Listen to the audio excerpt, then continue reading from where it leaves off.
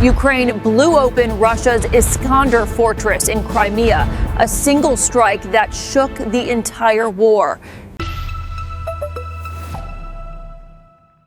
On December 13th, a critical negotiation collapsed in seconds, and the consequences were immediate.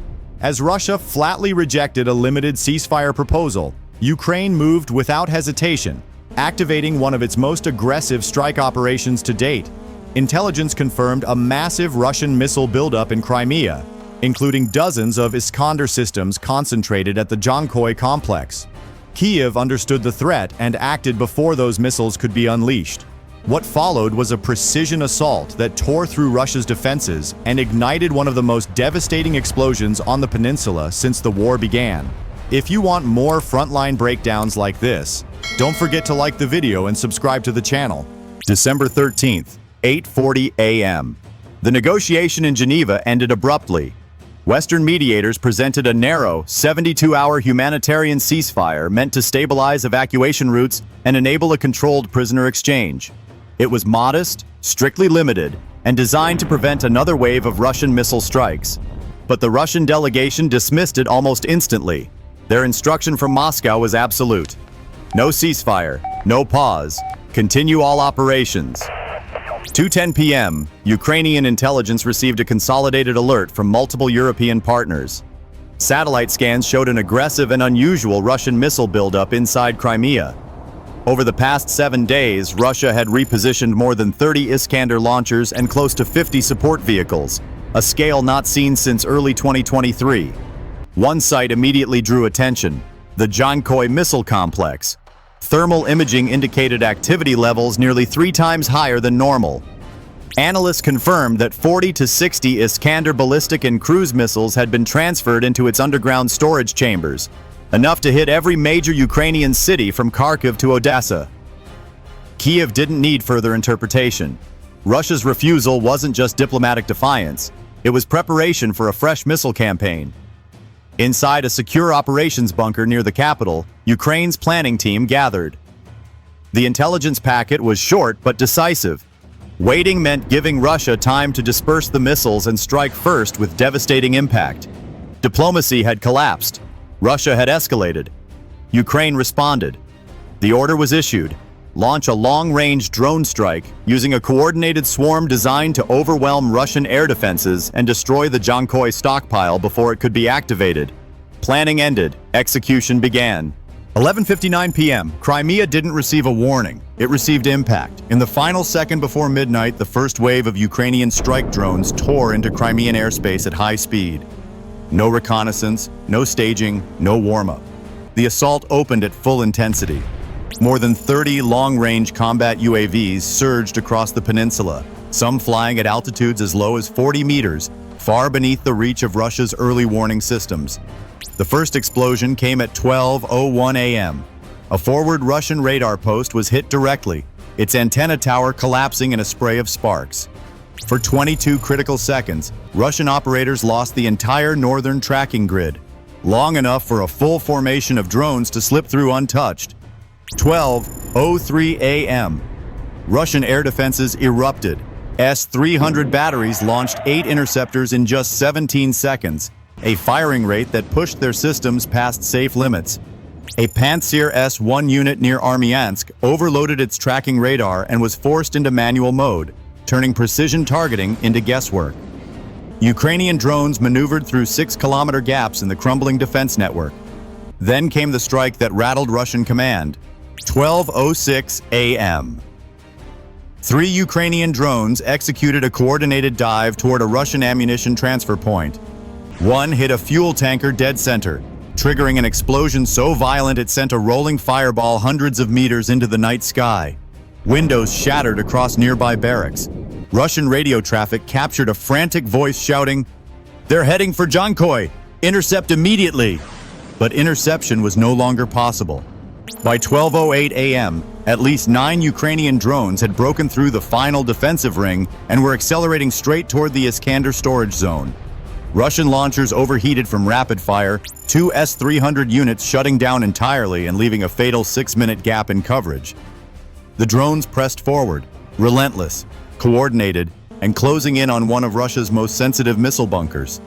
What do you think happens the moment they reach that underground vault? Tell me your thoughts, because the pressure is only rising from here. 12:09 a.m. The surviving Ukrainian drones crossed into the restricted military perimeter of Dzhankoi. At this point, the Russian air defense grid was fractured.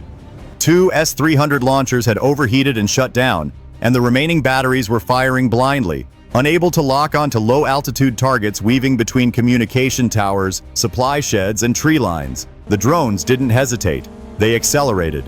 What happened next stunned even Ukraine's own operational analysts. 12:10 a.m. 3 drones descended sharply toward the outer security ring, a fortified zone equipped with motion sensors, infrared cameras, and anti-drone jammers. Under normal conditions, this perimeter was considered nearly impenetrable. But Russia had not anticipated simultaneous strikes from multiple angles. 2 jammers overloaded instantly, and the third failed after experiencing a sudden power fluctuation caused by earlier explosions. With the jammers offline, the Ukrainian swarm gained full autonomy. 12:11 a.m.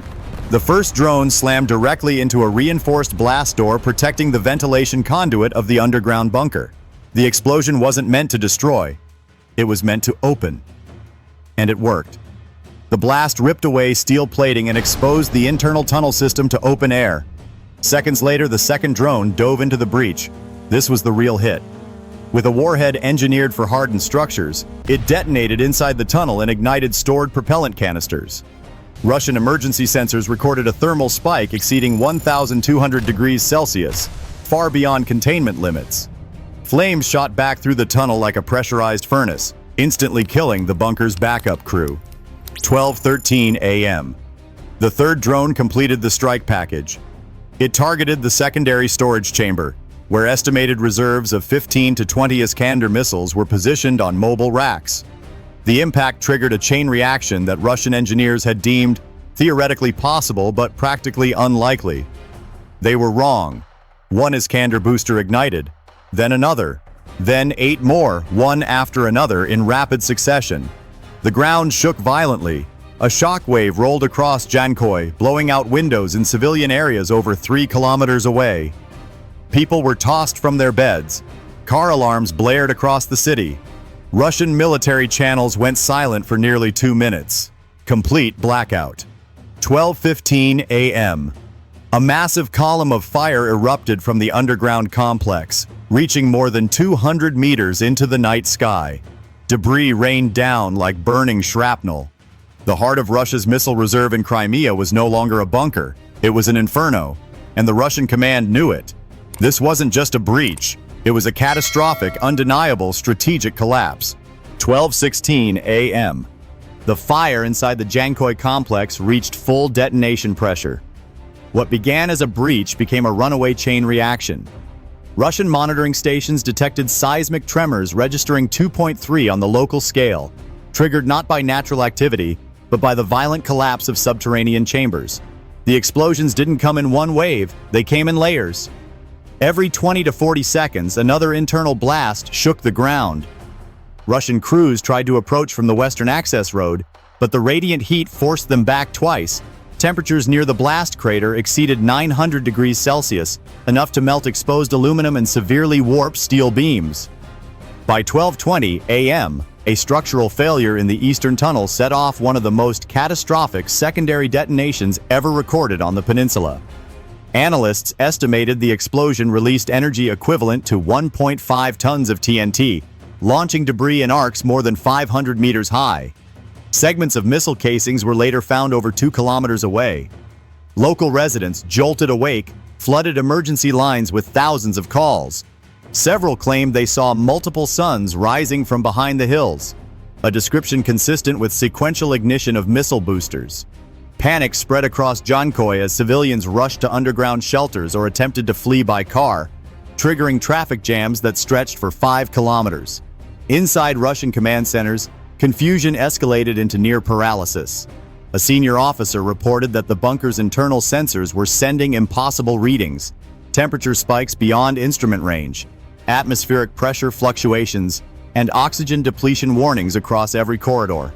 Attempts to activate the automated suppression system failed, the heat had already destroyed the internal pipeline network. 12:27 a.m. A final collapse occurred. The central chamber buckled inward, creating a crater estimated at 45 meters wide. The force pulled surrounding structures down like a sinkhole, dragging communication towers, perimeter fencing, and an entire loading bay into the abyss. The Dzhankoi complex, once one of Russia's best protected missile storage sites, was now an open wound glowing in the dark. Crimea wasn't just burning, it was exposed, wide open, and in full view of the world. At dawn, the full scale of the destruction became impossible to hide.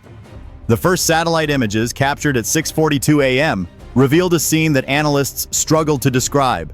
A crater the size of a football stadium, scorched terrain spreading outward like the petals of a dead flower, and twisted fragments of what had once been Russia's prized Iskander missile fleet.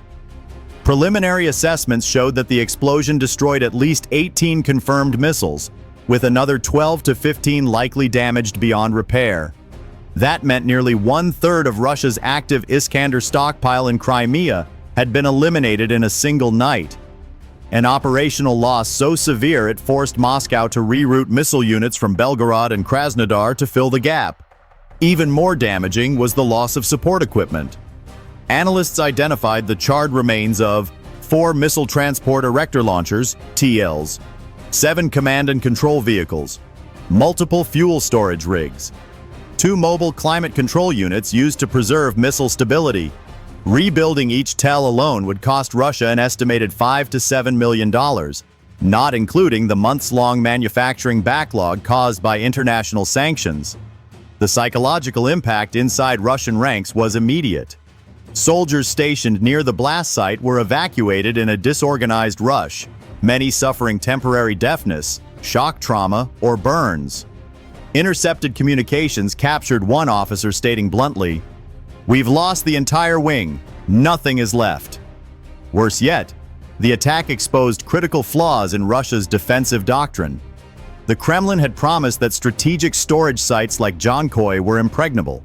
Now those claims were proven false on a global stage. Russian state media struggled to craft a narrative, initially blaming equipment malfunction before pivoting to deny any loss, a denial quickly undermined as video footage spread across Telegram channels.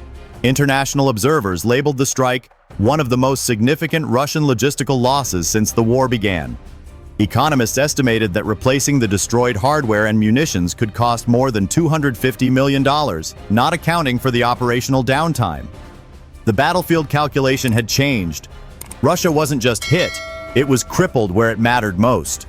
By noon the next day, the political fallout from the strike had already reached Moscow. President Putin convened an emergency briefing with top defense officials, but internal reports from the Russian Security Council indicated unprecedented levels of frustration. Multiple commanders blamed each other for the failure of the air defense grid. The general overseeing Crimean missile logistics was quietly removed from his post, an implicit admission of catastrophic oversight. Strategically, the consequences were even more severe. With the Dzhankoi missile hub destroyed, Russia's ability to launch coordinated Iskander strikes from Crimea dropped by nearly 60%. The nearest functional backup facility was over 280 kilometers farther from key Ukrainian cities, significantly reducing Russia's rapid strike capability. Satellite monitoring over the next 12 hours confirmed frantic Russian movements. Emergency relocation of remaining missiles from smaller depots, deployment of additional Pantsir units from Rostov, rapid construction of makeshift earth-covered shelters. None of these actions could compensate for the sheer loss of capacity. Crimea's civilian population reacted with fear. Thousands attempted to flee northward, causing gridlock on major highways. Local authorities instituted movement restrictions to prevent widespread panic, but the effort failed. Videos showed long lines of cars stretching for over 10 kilometers. Internationally, the strike reverberated with equal force. NATO analysts praised Ukraine's precision and coordination. Several Western officials privately remarked that the operation demonstrated a level of strategic sophistication previously underestimated. Energy markets reacted instantly. Concerns over Russia's retaliatory capacity caused brief volatility across European sectors. Inside Ukraine, morale surged. For the first time in months, social media feeds filled with messages celebrating a direct hit on one of Russia's most guarded assets. The operation was seen not just as a military success, but as a symbolic reversal, proof that Crimea, long considered untouchable by Russian commanders, was no longer beyond reach.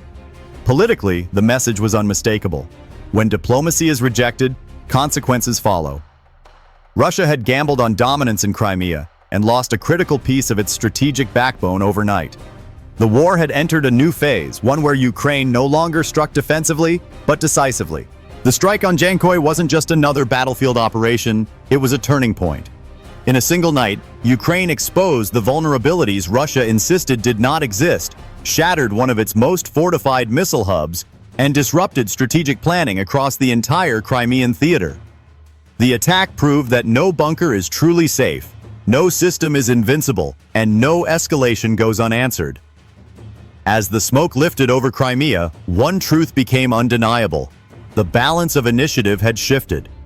Ukraine had shown the capacity not only to defend, but to reach deep into the enemy's core and cripple its most guarded assets.